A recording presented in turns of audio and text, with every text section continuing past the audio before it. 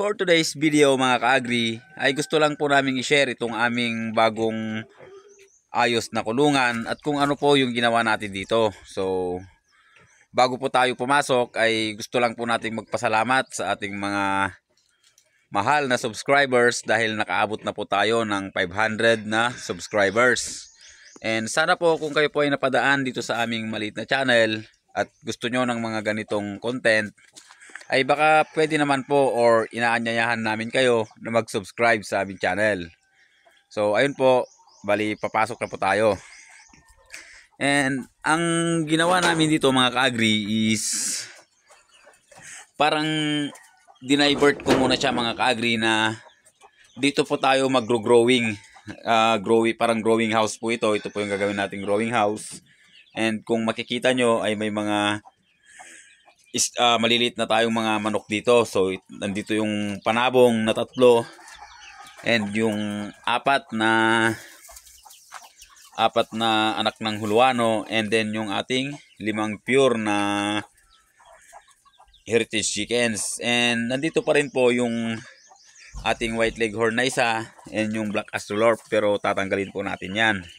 And kahapon nilinis natin to, so sinunog din natin yung ating nakuhang mga dahon, pero dahil nga nasa ano to ng kawayan and yung mga puno is mabilis lang po madumami yung mga dahon at nalalaglag po sila. And sa ngayon ganito po yung setup, and nandito po yung ating mga maliliit na manok.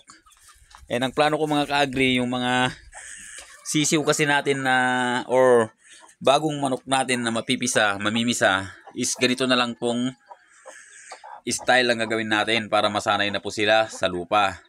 So itong isang inahin natin na pure native ay may 6 po na sisiw. So maayos naman sila and magaganda. So ito yung gagawin nating setup na lang mga ka-agri. Dito na lang natin sa mga scratch pen ilalagay. And may mga inaasahan kasi tayong mga manok na mamimisa. So dito na lang natin ilalagay mga ka-agri.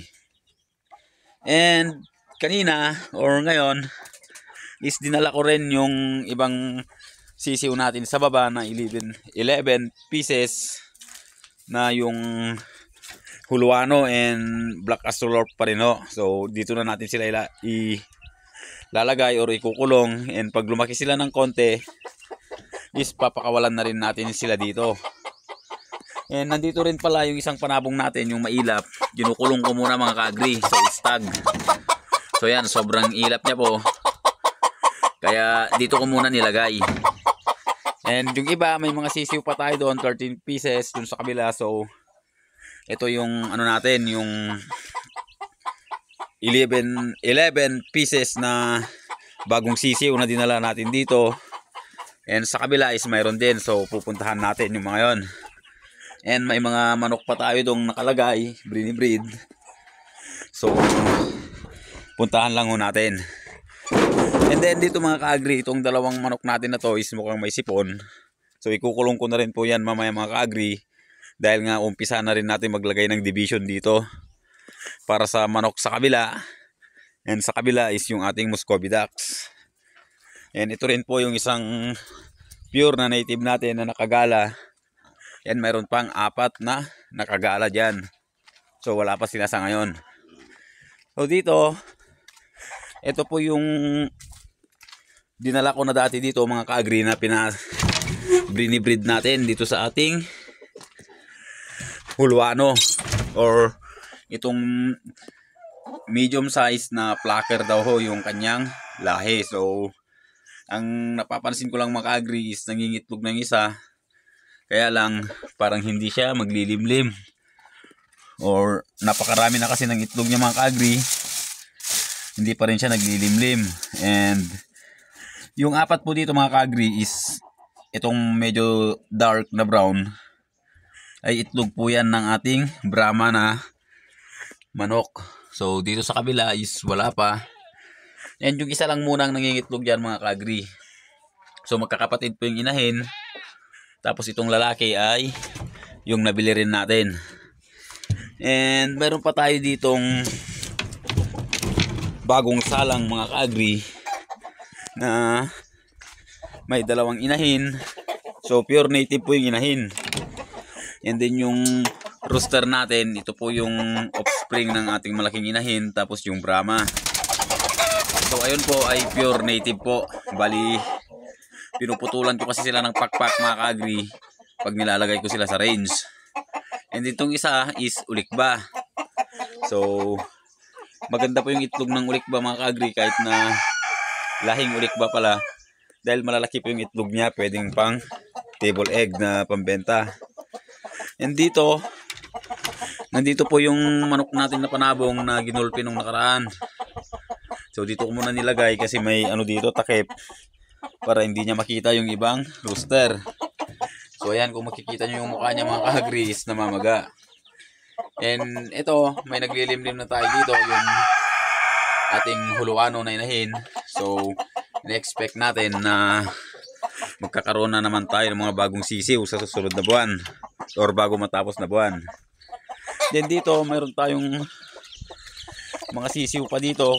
So kung titingnan nyo ay napakaganda po ng sisiw natin, dahil ito po ay crossbreed ng huluano and then itong inahin na to yung malaki. And then itong isa, ito po yung ating isang white leghorn. So ito po yung bagong setup ngayon ng aming mini farm dito sa Manukan.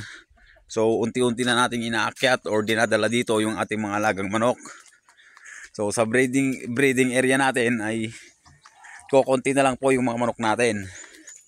And ang gagawin natin ngayon mga ka-agri is lalagyan nga natin ng division to. And dito sa kabilang side na to is para sa Muscovy ducks. And dito yung mga paitloging manok natin. Pero babaguhin natin yung kubo mga ka-agri. Gagawin natin siyang close o mayroon siyang sarado pa rin para pag tag-ulan na hindi natin papakawalan yung ating mga alagang paitloging manok. So sa pato is gagawan natin ng kubo kahit bababa lang. Ang importante mayroon silang paitlugan at mayroong sisilungan pag umulan.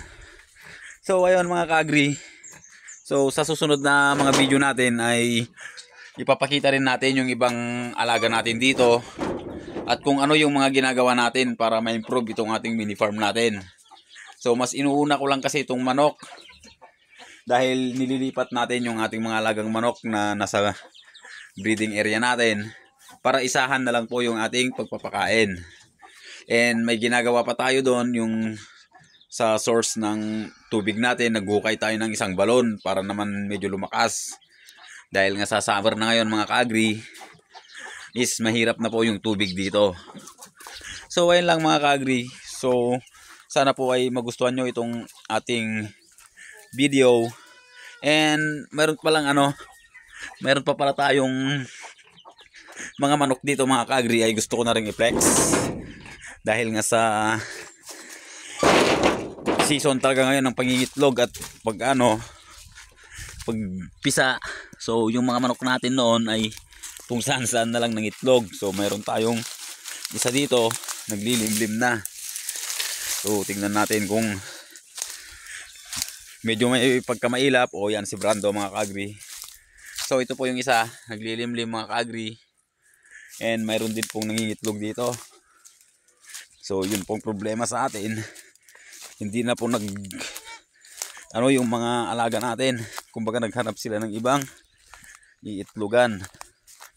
And mayroon din tayong nangingitlog dito. So ayan mga ka-agri, yung manok natin nangingitlog sila dyan. Dito lang po sa gilid ng ating mini farm. And tignan natin yung isang naglilimlim. So mayroon pang naglilimlim dito mga ka-agri. Medyo nakakapagod. So mayroon pa tayong isa dito mga ka-agri, puti. Naglilimlim din. So ayan. So ayan mga ka-agri, naglilimlim na rin, malapit nang mamisa. And talagang marami tayong ini-expect na mamibisang manok dito ngayong tag-init. Kaya inaayos natin yung pupwestuhan ng ating mga manok para naman hindi sila magpakalat-kalat. So gaya po ng nangyari dyan ay talagang hindi po natin na control. So kung saan saan na lang sila ng itlog. And baka pagdating ng mga ka-agri is ikukulong din natin lahat pati native. So sa ngayon inuunti-unti na natin, pag sila ay namisa ay kukulong na natin dito. And pag lumakas-lakas itong mga sisiw natin dito, so puputulan po natin ng pakpak yung inahin. Tapos papakawalan na rin natin basta lumakas lang yung mga sisiw mga ka-agri.